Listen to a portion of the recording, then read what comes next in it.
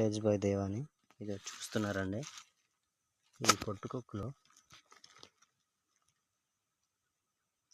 చాలా ఉన్నాయి, కానీ ఇవి తినకూడదు.